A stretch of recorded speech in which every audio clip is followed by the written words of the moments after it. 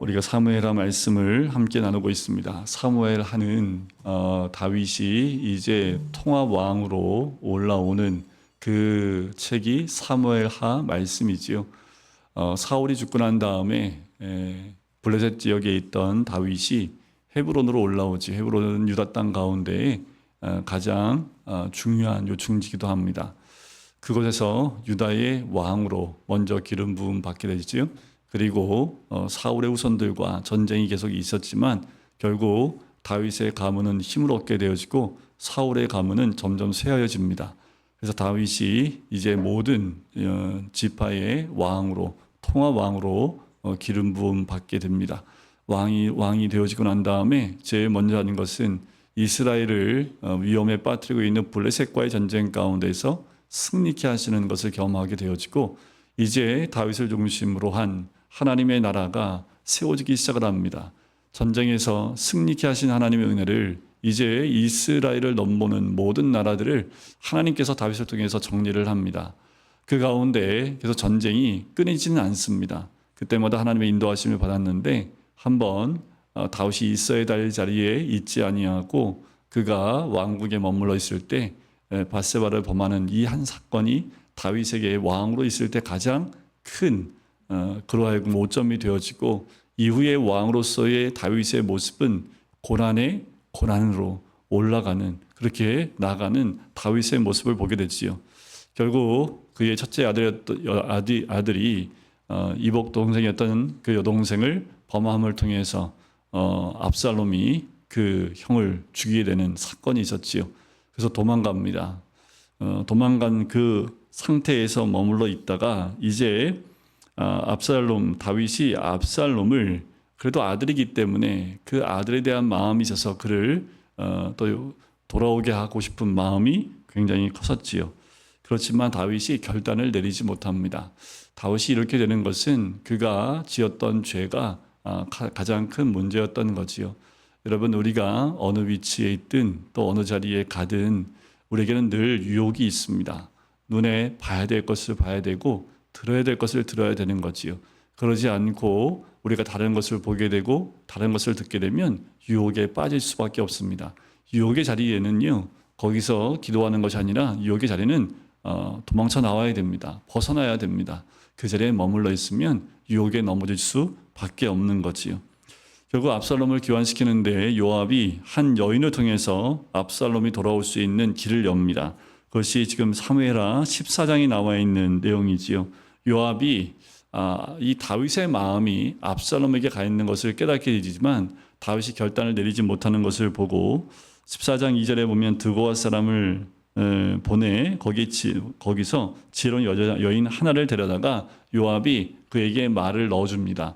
그래서 비유로 이 여인이 아들 둘이 있는데 잘못해서 아들 둘 중에 하나가 자기 아들을 죽이게 돼요. 아들 둘밖에 없는데 아들이 하나 죽었어요. 근데 사람들이 살인죄라고 그도 죽이려고 합니다. 그럼 어떻게 돼요? 이제 대가 끊기게 되잖아요. 이것 때문에 이 여인이 고민하는 척 다윗에게 얘기하는 거지요. 다윗이 얘기합니다. 그를 보호해 줄 것이니까 걱정하지 말라고, 그의 생명을 취할 자 없을 거라고 그 내용이 쭉 기록되어져 있습니다. 하지만 이 여인이 얘기를 하지요. 결국 얘기다 보니까 이 다윗이 깨닫게 됩니다. 너를 보낸 사람이 누구냐? 그러니까 요압이 보냈습니다. 라고 얘기를 하고 지금 이 여인의 스토리나 이야기가 자기의 처지에 맞는 비슷한 것이고 더 나아가서 이렇게 해야 되겠다라는 다윗의 마음이 결정을 하게 되지요. 21절에 보면 왕이 요압에게 이르되 내가 이 일을 허락하였으니 가서 청년 압살롬을 데려오라. 결국 다윗이 요압을 통해서 압살롬을 데리고 오라고 합니다. 그래서 25절에 보면 온 이스라엘 가운데서 압살롬같이 아름다움으로 크게 칭찬받는 자가 없었으니, 이게 좀 뜬금없는, 여러분들 성경에 스토리상 갑자기 뜬금없는 이야기가 나오면 조심해서 보셔야 됩니다. 이게 왜 갑자기 이 외모에 대한 얘기가 나오나라는 거예요.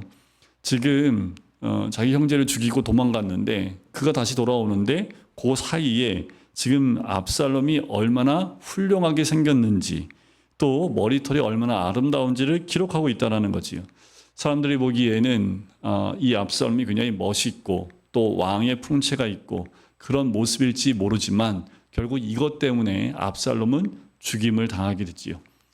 하지만 사람들이 보고 있는 모습들은 압살롬의 외모에 집중되어 있는 것을 보게 돼요. 또 27절에 보면 압살롬이 아들 셋과 딸 하나를 낳았는데 딸의 이름은 다말이라. 그는 얼굴이 아름다운 여자더라. 28절 압살롬이 이태 동안 예루살렘에 있으되 왕의 얼굴을 보지 못하였으므로. 그러니까 왔어요. 지금 압살롬이. 근데 왕이 압살롬을 부르지 않습니다.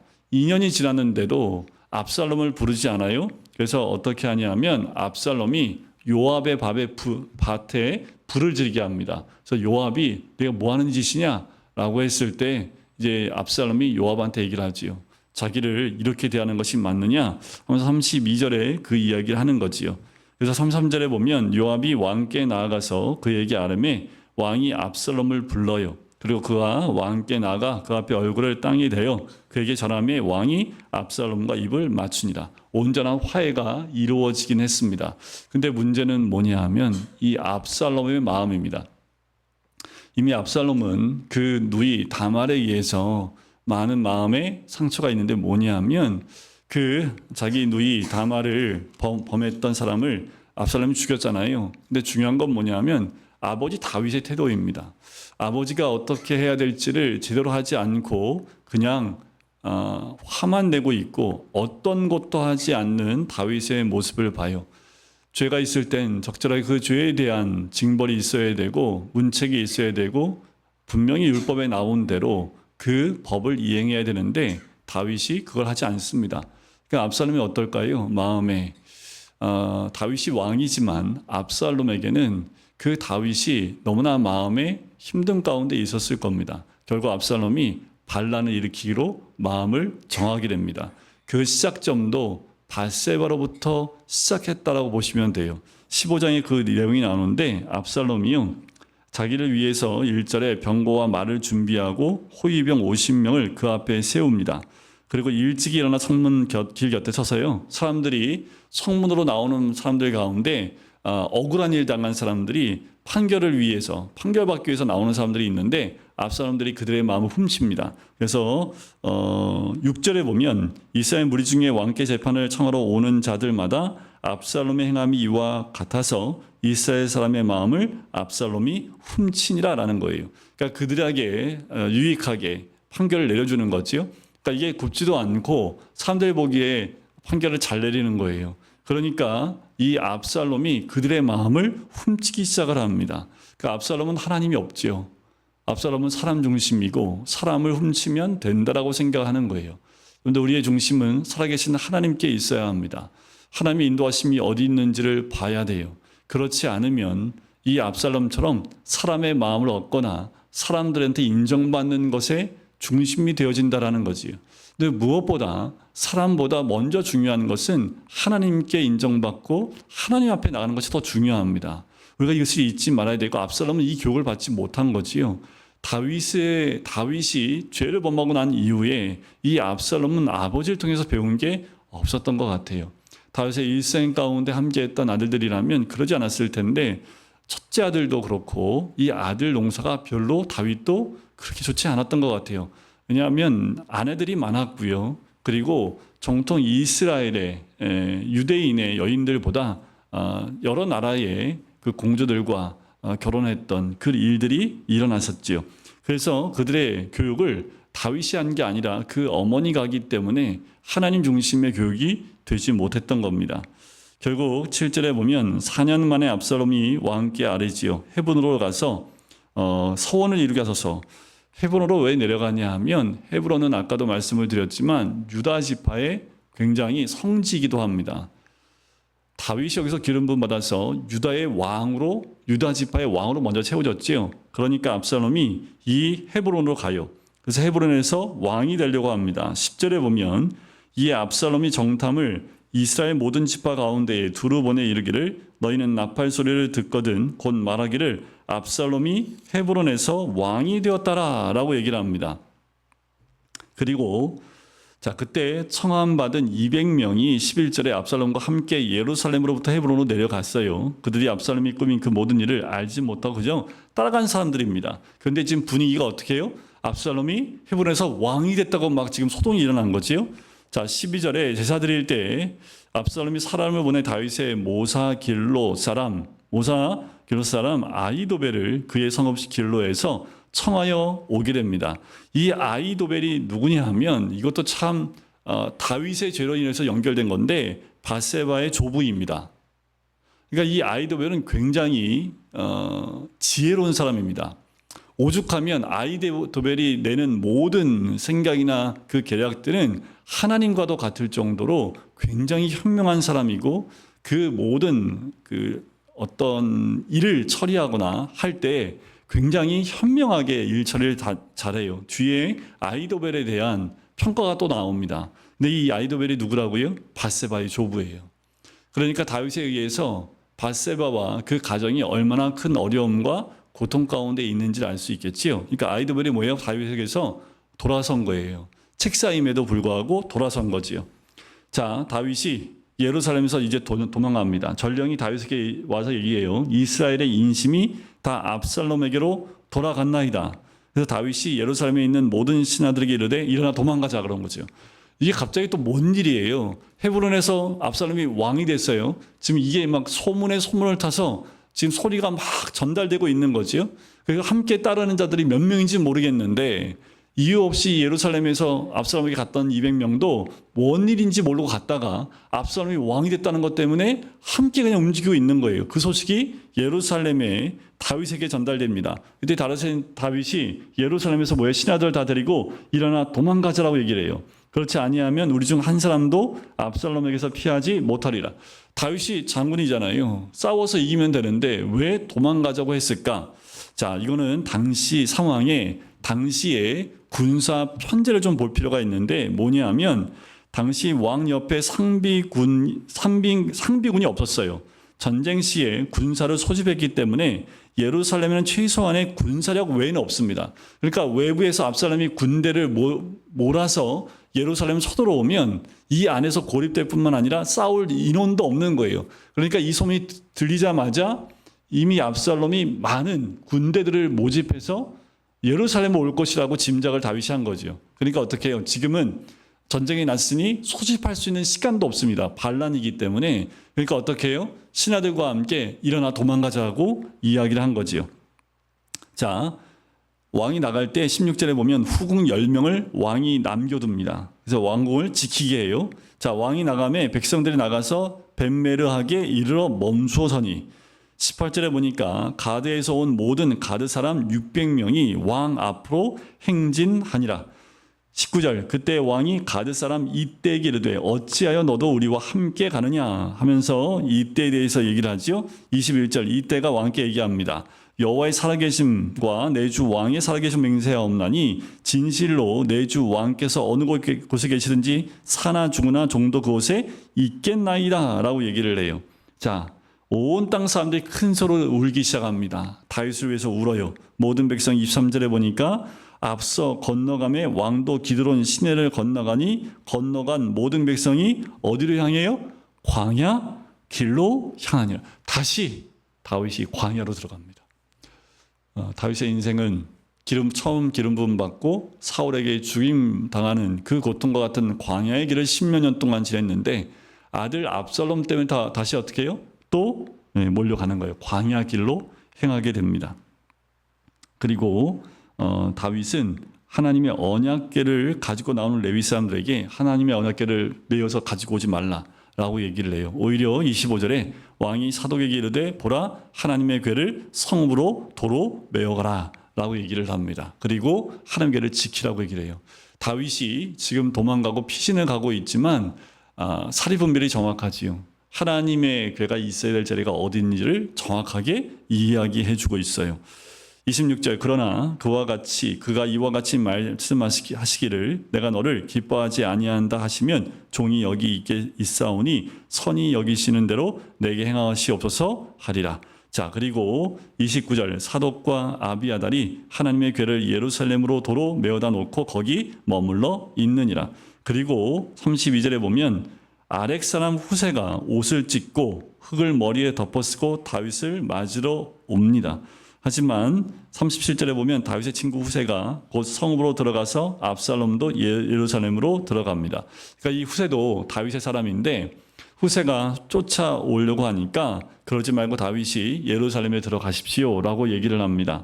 들어가서 사독과 아비아달 두 제장이 너와 함께 거기 있지 아니하냐 하면서 들여보내요. 이 후세도요 책사 중에 한 명입니다. 그러니까 압살롬이 들어올 때 후세가 압살롬을 맞이해요. 하지만 이 후세가 굉장히 중요한 역할을 합니다. 다윗 편에서.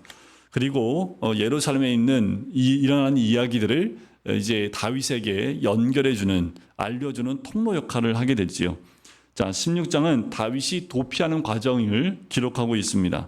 다윗이 1절에 보면 무비보셋의 종 시바가 안장 지운 두 나귀에 이제 먹을 것을 가지고 오게 돼요. 왕이 시바에게 이게 무슨 뜻이냐라고 이야기하면서 가져온 물건들을 다 함께한 자들에게 나누어 마시게 합니다. 자, 왕이 시바에게 묻습니다. 4절에 보면 무비보셋에게 있는 것이 다 내 것이라. 왜냐하면 무비보셋 어디 갔느냐라는 거예요. 근데 시바가 좋은 말 하지 않습니다. 좋은 말 하지 않지요. 그래서 무비보셋에게 있는 것이 다 너희 것이다 라고 얘기를 합니다. 그리고 5절부터는 다윗과 시므이가 만나는 장면이 나와요. 그 유명한 장면이지요. 무슨 장면이냐면 다윗이 도망가고 있는데 이제 신하들과 함께 도망가고 있는데 시므이가 와서 계속 저주하고 쫓아옵니다.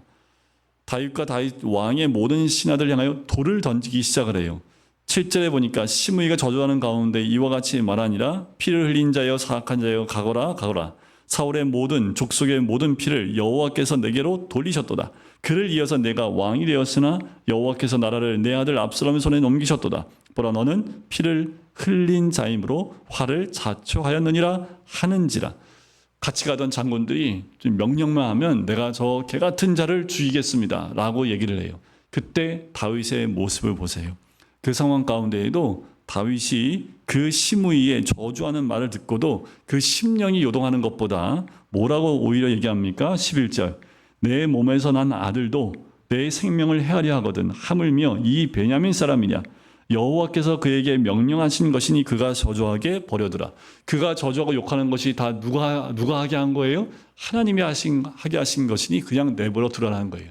내가 저 저주를 듣고 저 욕을 들어야 된다라고 얘기를 해요. 이건 쉽지 않지요. 지금 쫓겨남을 당하는 것도 지금 열받아 죽겠는데 거기다가 뒤에 대고 막 욕하고 저주하고 있으면 충분히 지금 이 시므이를 죽일 수 있는 힘이 없는 사람이 아닙니다. 장군들이 있기 때문에 당장 가서 죽여라 하면 죽일 수 있지만 다윗은 그의 저주를 다 듣고 그의 욕함을 다 들으면서 오히려 하나님이 그 소리를 듣고 나를 불쌍히 여기지 않겠느냐라고 얘기를 해요. 12절 보세요. 혹시 여호와께서 나의 원통함을 감찰하시리니 오늘 그 저주 때문에 여호와께서 손으로 내게 갚아 주시리라. 이게 다윗의 마음입니다. 여러분 누가 욕해요? 그냥 듣고 계세요. 누가 막 나를 모함해요? 다 알아도 듣고 계세요. 거기에 반응하면 똑같은 사람들 되는 거지요. 오히려 기도하세요. 하나님 저 소리 들으시니 하나님 저를 위로해 주시고 이 문제를 해결해 달라고 오히려 하나님께서 듣게 하신 것이라는 것을 우리가 인정하고 모든 사건과 모든 사람에게 역사하시는 분 우리 하나님이십니다. 그렇다면 이런 저주와 욕을 듣게 하게 하시는 것도 하나님이라는 걸 다윗이 인정하는 거지요. 그가 입술을 벌려 저렇게 하는 것도 하나님이 허락하셨기 때문이니 그냥 듣자라는 겁니다. 오히려 그 소리를 듣고 하나님이 나를 불쌍히 여기시지 않겠느냐라는 거예요. 여러분들 참 지혜롭죠. 다윗이 피를 흘리지 않습니다. 결국 시므이는 누구 손에 죽을까요? 다음 왕인 솔로몬에 의해서 죽습니다. 시므이가 다시 다윗이 예루살렘 왔을 때 그 앞에 그냥 무릎 꿇고 고개 숙이고 살려달라고 해요. 근데 다윗이 죽이지 않습니다. 피를 흘리지 않아요. 왜냐하면 이미 압살롬과의 전쟁 가운데 많은 피를 흘렸기 때문에 내가 피를 흘리지 않겠다. 하지만 조건을 겁니다. 네, 이러면 살려주겠다. 그런데 솔로몬이 왕이 되고 난 다음에 그것을 어겨요. 그래서 솔로몬이 바로 죽이게 되는 사건이 사무엘 상에 가면 열왕기 상에 가면 등장을 합니다. 13절 보세요. 시므이는 선비탈로 따라가면서 저주하고 그를 향하여 돌을 던지며 먼지를 날리더라. 모든 함께하는 사람들이 그 소리를 다 듣습니다. 다윗도 들어요. 얼마나 그 마음 가운데 힘들고 어려운 마음들이 모두가 있었겠습니까? 하지만 다윗이 금했기 때문에 시므에 대해서 더 이상 이야기하지 않습니다. 그러니까 이렇게 하니까 시므는 더 어땠을까요? 신이 났겠지요. 자, 이후에 압살롬이 예루살렘으로 입성을 하게 됩니다. 그리고 21절에 보세요. 아히도벨이 압살롬에게 이르되 왕의 아버지가 남겨두어 왕궁을 지키게 한 후궁들과 더불어 동침하소서. 그래서 만천하에 이 압살롬이 왕이 됐음을 이 모습을 통해서 드러나게 해라라고 아히도벨이 계략을 꾸미게 되는 거지요. 자, 22절에 보면 이에 사람들이 압살롬을 위하여 옥상에 장막을 치니 압살롬이 온 이스라엘 무리의 눈앞에서 그 아버지의 후궁들과 더불어 동침하니라. 이것은 이미 나단 선지자에 의해서 예언되어진 그 예언이 성취가 된 거지요. 그때 아히도벨이 베푸는 계략은 사람이 하나님께 물어서 받은 말씀과 같은 것이라. 그러니까 아히도벨이 얼마나 그 책사적으로서 어떤 계략이나 어떤 걸 계획할 때 굉장히 현명하게 그 상황을 잘 세우는 사람인데, 그 사람이 하나님께 물어서 받은 말씀과 같이 할 정도로 굉장히 현명한 사람이었다라는 거지요. 아히도벨의 모든 계략은 다윗에게나 압살롬에게나 그와 같이 여겨졌더라. 그러니까 다윗도 그렇게 여겼고 압살롬도 그렇게 여긴 거지요. 압살롬이 왕으로 인정받으려면 이렇게 해야 됩니다 하는 것이 지금 다윗도 보면 어떻게 저렇게 저런 계략을 낼 수 있을까 할 정도의 계략이었다라는 거지요. 하지만 후세가 아히도벨의 계략을 따르지 않는 장면이 17장에 등장합니다. 자, 이제 후세하고 아히도벨하고의 한판 계략 싸움이 벌어지게 되는데, 자, 아히도벨이 또 압살롬에게 얘기합니다. 자, 내게 사람 12,000명을 택하게 하소서. 오늘 밤에 일어나 다윗의 뒤를 추적하여 가서 다윗 왕만 쳐 죽이겠습니다 라고 얘기를 해요. 12,000명만 주시면 바로 가서 죽일 수 있습니다. 실제로 이때 압살롬이 12,000명을 아히도벨에게 줬으면요, 다윗은 죽었습니다. 도망가는 길이기 때문에 많은 사람들이, 일반 백성들이 많았고 신하들이 많았기 때문에 전투할 수 있는 인원이 굉장히 적었어요. 12,000명이 빠르게 쫓아가면 금방 따라잡을 수 있습니다. 그런데 이때 후세가 하나의 꾀를 내게 되지요. 자, 5절에 보면 압살롬이 이르되 아렉 사람 후세도 부르라. 우리가 이제 그의 말도 듣자. 자, 여기에서 하나님이 이 사건에 개입하고 계신 것을 알 수 있어요. 이제까지는 아히도벨의 말만 들었던 압살롬이요, 갑자기 후세를 불러요. 여기에서 균열이 생기는 겁니다. 하나님이 개입하시는 거지요. 후세는 뭐라고 합니까? 다윗이 얼마나 계략을 잘 세우는 사람입니까? 이거 다 대비하고 있으니까 가다 다 죽습니다 라고 얘기를 하니까 압살롬이 이 아히도벨이 맞을까 아니면 후세의 말이 맞을까 생각을 해보니까 자기가 알고 있는 아버지는 그냥 도망만 간 사람은 아니라고 생각이 듭니다. 그래서 아히도벨의 말보다 후세의 말을 믿게 되지요. 이것이 또 하나님의 역사이지요. 하나님이 다윗을 보호하시는 역사입니다. 14절에 보세요. 압살롬과 온 이스라엘 사람들이 이르되 아렉 사람 후세의 계략은 아히도벨의 계략보다 낫다 하니 이는 여호와께서 압살롬에게 화를 내리려 하사 아히도벨의 좋은 계략을 물리치라고 명령하셨음이더라. 하나님이 하신 거죠. 하나님이 압살롬을 하여금 후세의 말을 듣게끔 한 겁니다. 그래서 후세의 계략이 더 힘을 얻게 됩니다. 이에 후세가 사독과 아비아달 두 제사장에게 얘기하지요. 그래서 사람을 보냅니다. 빨리 도망가시라고. 자칫 잘못하면 다윗에 큰 화가 임할 수 있기 때문에 빨리 가시라고. 그래서 사람을 보낸지요. 사람을 보내는 장면이 그 다음에 등장을 합니다. 자, 그리고 난 다음에 22절 보세요. 다윗이 일어나 모든 백성과 함께 요단을 건널새 새벽까지 한 사람도 요단을 건너지 못한 자가 없었더라. 이 요단강이 여기만 건너가면 안심할 수 있기 때문에 요 시간을 후세가 벌어준 거예요. 자, 23절. 참 아히도벨이 얼마나 이 책략사인지를 볼 수 있습니다. 자기 계략이 시행되지 못함을 보고 나귀의 안장을 지우고 일어나 고향으로 돌아가 버립니다. 이 반란은 끝났다라는 걸 이미 안 거지요. 그리고 집을 정리하고 스스로 몸매어 죽음에 그의 조상의 묘에 장사하더니라. 책사이긴 한데 이미 자기의 말대로 다윗을 죽이지 못하면 이것은 성공할 수 없다는 것을 알기 때문에 이 반란은 여기서 끝났다는 걸 알아요. 그런데 이 아히도벨은 하나님을 온전히 인정하지 못하는 사람이라는 것을 여기서 알 수 있지요. 그렇다면 돌이켜야 됩니다. 주의 뜻이 어딘지를 분별하고 돌이켜야 되는데 이는 그냥 자살해버리지요. 이게 성공하지 못할 것이고 결국은 자기에도 다윗에게서 화가 임할 것을 알고요. 그냥 자살해버리는 거지요. 하나님 온전히 인정하지 아무리 사람의 머리가 뛰어나다 할지라도 하나님보다 더 뛰어날 수 없습니다. 사람이 아무리 힘이 강하다 하더라도 하나님보다 더 셀 수 없다라는 거예요.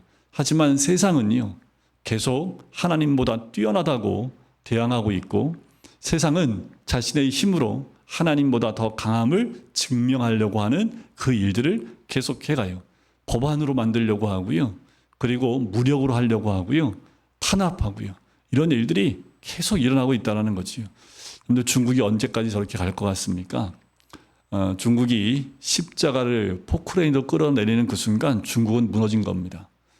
지금 시진핑이 많은 것을 독점하고 있는 것 같지만 군부 세력에 의해서 이미 나눠져 있대요. 그래서 계속 숙청하고 있는데 언제까지 시진핑이 얼마나 많은 사람을 죽였는데 더 죽이겠습니까? 하나님이 이미 그 시대가 끝나감을 그에게 이 사건들로 보여주고 있는 거예요. 결국은 올해 중국 못 갑니다. 지금 이제 미국하고의 여러 가지 이제 문제가 있고 있는데 하나님이 역사하는 한순간이에요. 아이도베처럼. 이는 미래를 다 본 거지요. 결국 안 된다라는 것을. 여러분들 우리가 믿음의 눈으로 봐야 되지 지금의 관세 전쟁이나 이런 것들만 우리가 보고 있으면 하나님의 뜻이 어딘지를 분별치 못합니다. 중요한 건 마지막 때가 가까이 오면 하나님의 구속사의 역사는 흘러가게 되고 하나님 뜻대로 세상은 흘러가게 돼 있습니다. 중요한 것은 이때에 여러분들 우리가 원하는 것이 아니라 하나님이 원하신 것이 무엇인지를 볼 수 있는 눈이 있어야 합니다. 그래서 세상이 망하는 게 하나님의 뜻이에요? 그럼 망해야 됩니다. 예레미야처럼 포로로 끌려가는 게 하나님의 뜻이에요? 그럼 포로로 끌려가면 살아요. 그런데 끝까지 나라를 이스라엘 지키겠다고 남았던 사람은 다 죽임당합니다. 하나님이 왜 포로로 잡혀가라는 것을 허락했을까요? 이스라엘의 악됨입니다. 악행. 돌이키지 않으니까요. 여러분들 우리가 예수 믿는 사람들이 그리스도인들이 온전히 주께 집중되어 있지 않고 죄에서 돌이키지 않으면 똑같은 일이 이 한국 땅에도 일어날 수밖에 없는 거지요. 자, 그 아이도벨은 목매어 스스로 죽습니다. 그리고 24절에 보면 다윗은 마하나임에 이르고 압살롬은 모든 이스라엘 사람과 함께 요단을 건너게 되지요. 그러니까 다윗이 건너가서 정비할 수 있는 시간을 후세가 벌어준 거예요. 자, 압살롬이 아마사로 요압을 대신하여 군 지휘관으로 삼고 전쟁에 임하게 됩니다. 27절 다윗이 마하나임에 이르렀을 때 암몬 족속에게 속한 라빠 사람 나하스의 아들 소비와 로데발 사람 암미의 아들 마길과 로글림 길르앗 사람 바르실레가 침상과 대야와 질그릇과 그리고 많은 음식을 가지고 와서 다윗과 그 백성들에게 먹게 합니다. 자, 다윗이 이렇게 쉼을 얻으면서 정비할 수 있는 시간을 갖게 되지요. 결국 18장에는 압살롬과 함께하는 군대와 다윗과 함께하는 군대가 전쟁을 일으키게 됩니다. 요압과 장군들이 이제 압살롬과 그 군대와 함께 전쟁을 하게 되지요. 그러니까 우리가 알고 있듯이 압살롬이 죽임을 당하게 되지요. 18장 2절에 보면 다윗이 그의 백성을 내보낼세 3분의 1은 요압의 휘하에 3분의 1은 스루야의 아들 요압의 동생 아비새의 휘하에 두고 3분의 1은 가드 사람 이때의 휘하에 넘기고 왕이 백성에게 이르되 나도 반드시 너희와 함께 나가리라 했을 때 백성들이 얘기합니다. 왕은 나가지 말라고. 우리가 도망할지라도 그들은 우리에게 마음을 쓰지 아니할 터이요 결국 왕에게만 집중할 것이다 라고 얘기하고 있는 거지요. 그래서 왕은 전쟁터에 나가지 말게 이들이 반대를 합니다. 결국 이제 가서 전쟁을 하는데 압살롬이 밀리게 돼요.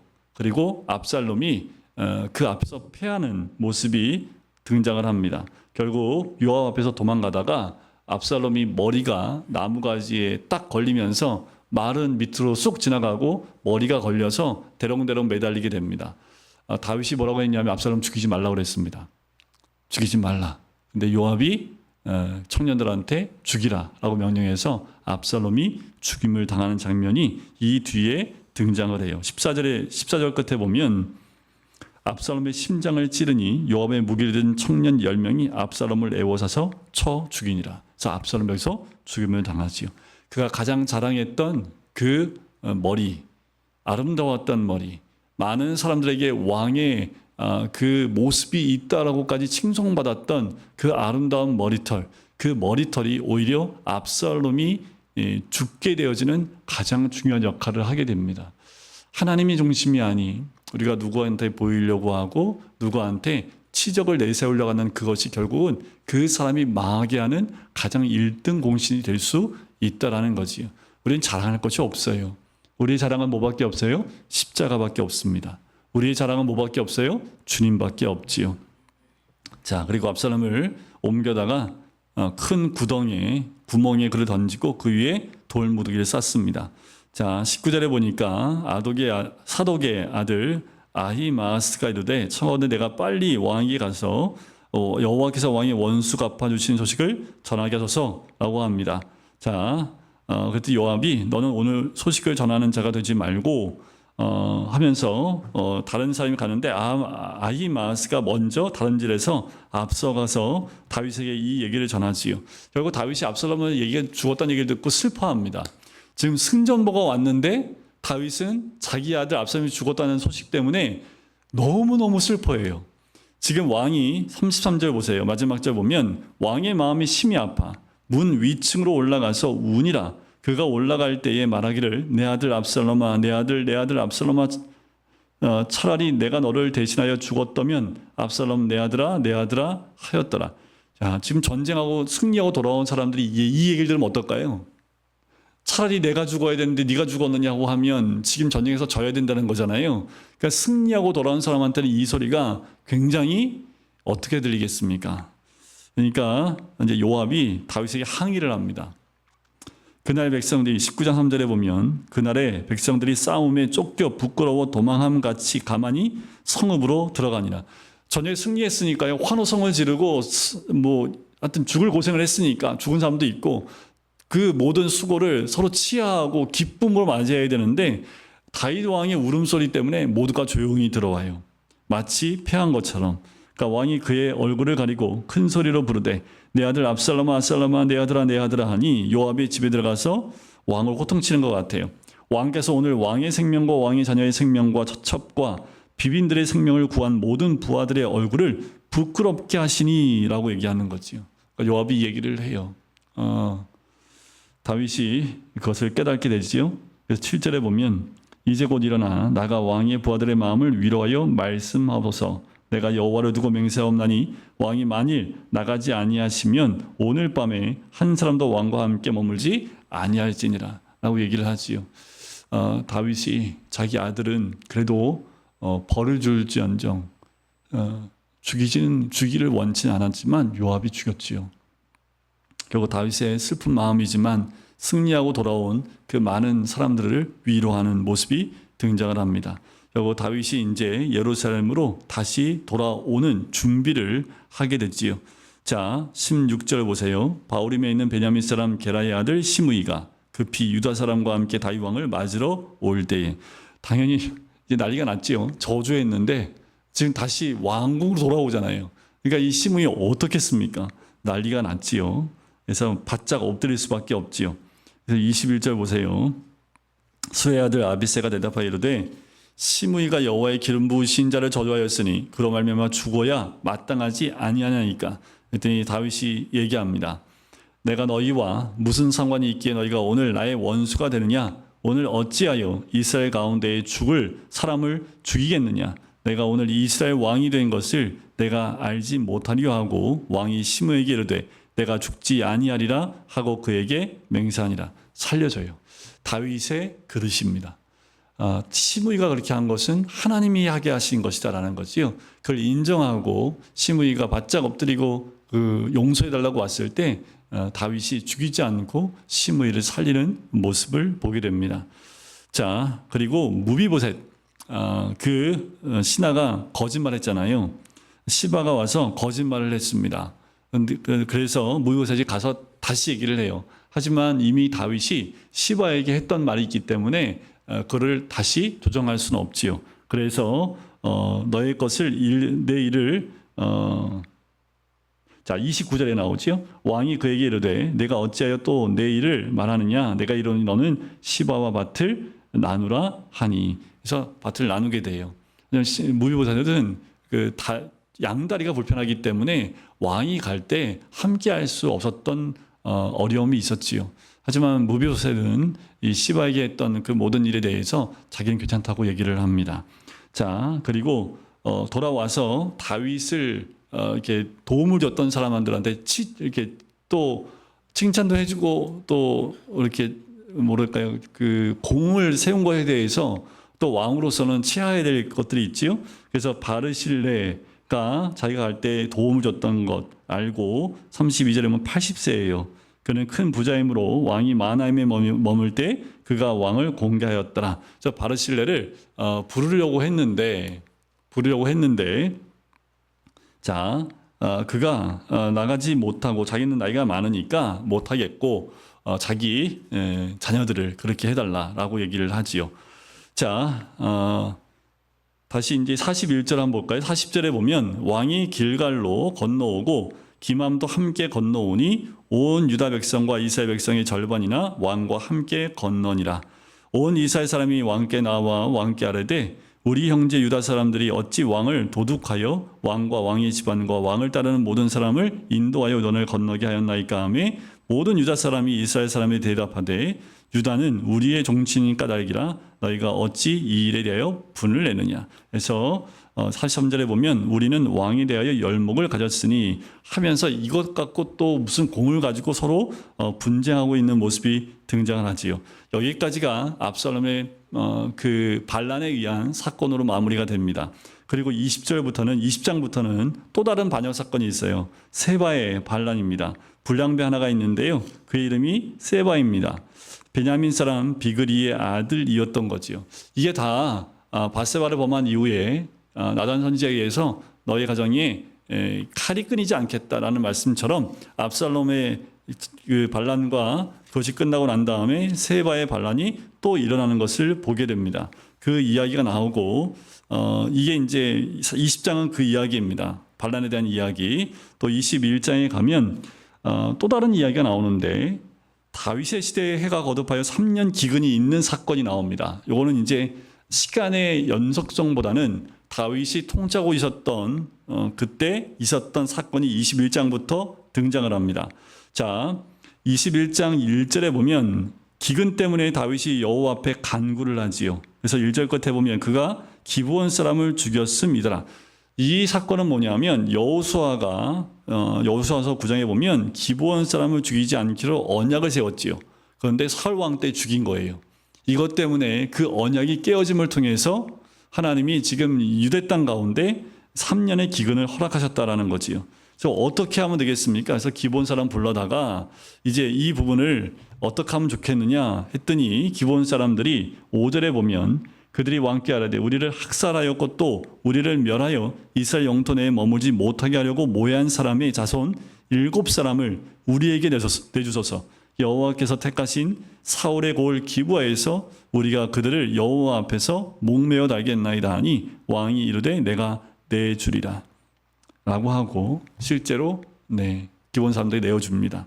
이 사건으로 인해서 기근이 왔던 것들도 이 후에야 하나님이 기도를 들으세요. 14절 끝에 보면 그 후에야 하나님이 그 땅을 위한 기도를 들으시니라. 그러니까 언약을 어기는 것에 대해서 하나님이 아주 철저하게 그 언약대로 해주시는 모습을 보게 되는 거지요. 여호수아 시대 가운데 있었던 언약이지만 그 언약을 사울 왕이 어긴 거예요. 여러분 부모님 세대의 언약은 자녀 세대에도 연결이 됩니다. 그래서 우리가 하나님 말씀을 따르는 것뿐만 아니라 하나님 앞에 서원하는 것도 마찬가지예요. 그래서 우리가 하나님 앞에 서원할 때는 정말 지켜야 된다라는 거지요. 또 우리가 말씀을 따라 나갈 때 말씀대로 순종하지 않게 됐을 때 그 여파가 그 개인뿐만 아니라 그 후손에게도 영향을 준다라는 것. 결국은 사울의 후손 가운데 그 사람들을 내어주게 되지요. 그 사건이 뒤에 나오고요. 15절부터 보면 블레셋 거인들을 죽인 다윗의 용사들이 나옵니다. 이게 다윗이 왕이 되는데 보탬이 됐던 그 용사들의 이름과 전쟁했던 그 내용이 간략하게 기록이 되어 있고요. 22장에 가면 1절에 이렇게 나오지요. 여호와께서 다윗을 모든 원수의 손과 사울의 손에서 구원하신 그날에 다윗이 이 노래의 말씀으로 여호와께 아뢰되 하면서 노래를 불러요. 이게 다윗의 노래로 유명한데 시편 18편 말씀하고 똑같습니다.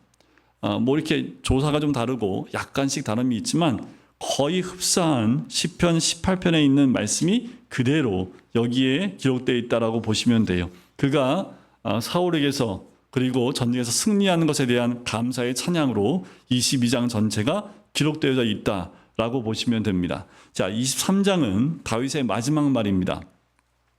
자, 자신의 이제 네 가지 표현으로 자신을 얘기를 해요. 자, 이건 유언이 아니고요. 어떤 예배나 의식 가운데 다윗이 마지막으로 했던 어떤 경험 같은 것으로 보시면 됩니다. 다윗의 마지막 말이라 이건 이제 유언의 말이 아니라 어떤 예배 가운데 마지막 다윗이 했던 경험들. 그래서 다윗이 네 가지로 자신을 표현을 합니다. 이세 아들 다윗, 높이 세워진 자, 야곱의 하나님께로부터 기름 부음 받은 자, 이스라엘의 노래 잘하는 자. 그 다윗을 본인이 그렇게 표현하면서 마지막 말을 이어가게 됐지요. 그리고 8절부터는 다윗의 용사들을 다시 한번 언급하면서 자신이 왕으로 세워지고 난 다음에 승리케 했던, 도움을 줬던 많은 용사들의 이름이 쭉 나열이 됩니다.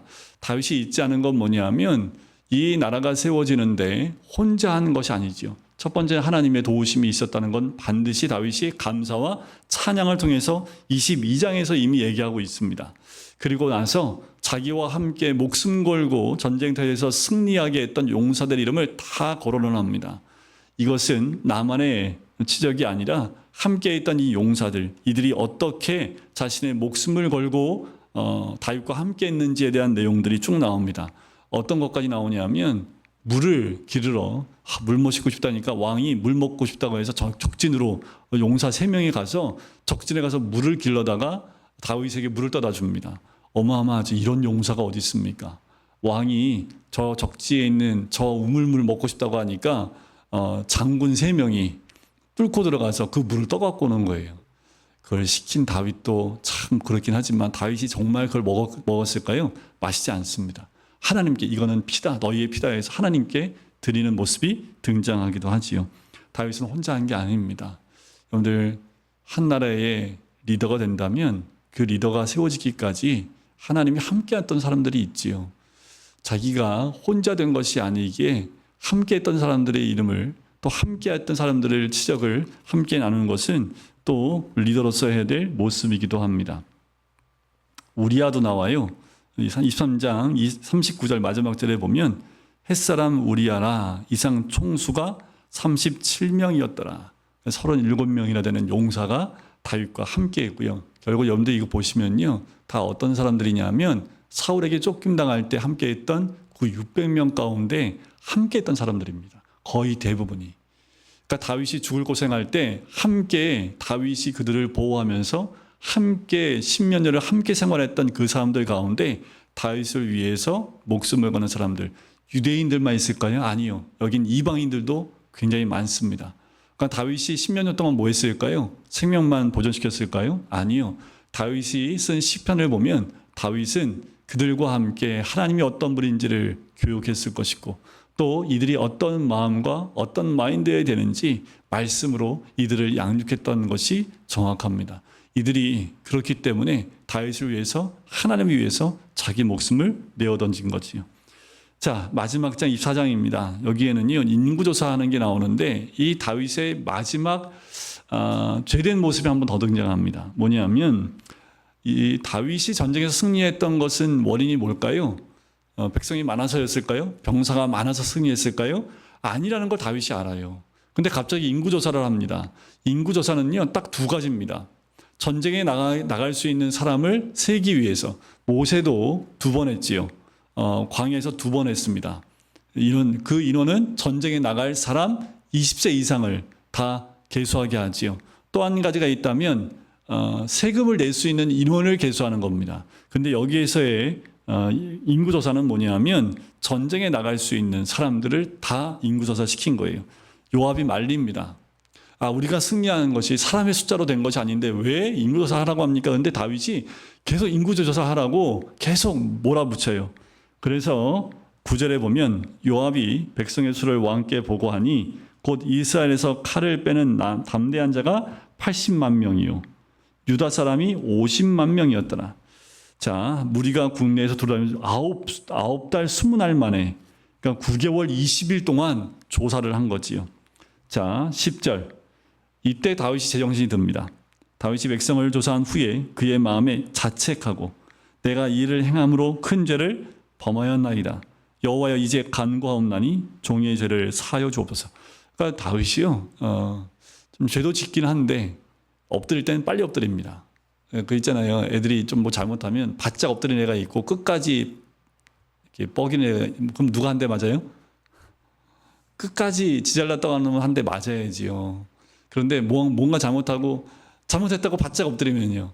이게 혼내려다가도 에휴, 그래 네가 잘못했다고 하니까. 그러니까 다윗이 이래요.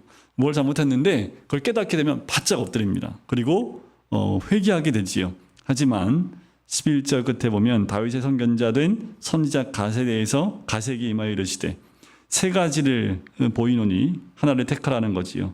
이 죄를 때문에 13절 갓이 다윗에게 얘기합니다. 왕의 땅에 7년 기근이 있을 것이니까, 혹은 왕이 왕의 원수에게 쫓겨 석 달 동안 그들 앞에서 도망하실 것이니까, 혹은 왕의 땅에 사흘 동안 전염병이 있을 것이니까 왕은 생각해보고 나를 보내신 이에게 답하게 하소서라고 얘기를 해요. 그러니까 세 가지 중에 하나 선택하라는 거예요. 이 죄로 인한 하나님의 징계가 임할 텐데 세 가지 중에 하나를 선택하라고 합니다. 기근도 경험해 봤지요. 기근 3년 기근 경험했는데 7년 기근, 이거는 안 돼요. 그리고 원수한테 쫓겨 석 달이요. 압살롬한테 쫓겨나갔을 때도 이게 얼마나 힘들었는데 3일 동안, 그러니까 사흘 동안, 그러니까 3일 동안만 전염병이, 요건 그래도 낫겠다 해서 어떻게 한 거예요? 3일 동안 전염병이 임하는 거에 대해서 이야기를 합니다. 자, 이에 여호와께서 이게 아침부터 정하신 때까지 전염병이 임하게 되지요. 15절 끝에 몇 명이 죽어요? 7만 명이 죽습니다. 천사가 예루살렘을 향하여 그의 손을 들어 멸하려 하더니 여호와께서 이 재앙이 내리심을 뉘우치사 백성을 멸하는 천사에게 얘기합니다. 족하다라는 거지요. 그래서 이제 내 손을 거두라 하시니 여호와의 사자가 어디에 머물러 있냐면요, 16절 끝에 아라 우나의 타작마당 곁에 섭니다. 다윗이 백성을 치는 천사를 보고요, 제사를 지내지요. 18절 이날에 갓이 다윗에게 이르러 그에게 아뢰되 올라가서 여보스 사람 아리우나의 타작마당에서 여호와를 위하여 제단을 쌓으소서. 이 아리우나의 타작마당이 뭐냐하면 어디냐하면 오르난의 타작마당이라고 하고요, 여기에 예루살렘 성전이 세워집니다. 역대하 3장 1장에 나와요. 바로 이곳이 아브라함이 이삭을 바쳤던 모리아 산지 가운데 한 곳이 이곳입니다. 여기에서 이제 다윗이 제단을 쌓게 됐지요. 제단을 쌓고 24절 왕이 아리우나에게 이르되 그렇지 아니하다. 내가 값을 주고 내게서 살이라. 값없이 내 하나님 여호와께 번제를 드리지 아니하리라 하고 다윗이 은 50세겔로 타작마당을 사하여 그곳에 여호와를 위하여 제단을 쌓고 번제와 화목제를 드렸더니 이에 여호와께서 그 땅을 위한 기도를 들으시매 이스라엘에게 내리는 재앙이 그쳤더라라는 거지요. 자, 사무엘하 마지막은 다윗이 인구조사를 통해서 지은 죄에 대한 부분들을 다시 한번 언급하면서 또 아리우나라 타작마당을 구입을 하고 사고 그리고 그곳에 성전이 지어지는 땅으로 연결되어지는 모습을 봐요. 근데 우리가 죄를 졌다 하더라도 온전한 회개와 주님께 온전한 회개의 모습으로 나가면 그곳을 하나님이 거하시는 성전으로 바꾸시는 것을 보게 됩니다. 그래서 늘 주님의 뜻이 어디 있는지, 우리가 죄를 지었다 할지라도 온전히 돌이키는 그 모습 가운데 하나님의 은혜는 오히려 더 크게 임하게 되는 것을 우리가 반드시 기억하시고요. 다윗이 지은 죄가 있다 할지라도 그가 돌이키고 주를 바라봤던 것처럼 우리 가정에도 다윗과 같은 고난이 임할 수 있습니다. 하지만 중요한 것은 그 가운데도 주의 뜻을 따라 순종하여 가는 것이 무엇보다 중요하지요. 우리 모든 성도님들 다윗의 복을 누리기를 원하고요. 하지만 다윗이 실수했던 그 죄 가운데는 우리가 넘어지지 아니하고 늘 주의 말씀을 따라 가시기를 주님의 이름으로 간절히 축원드립니다.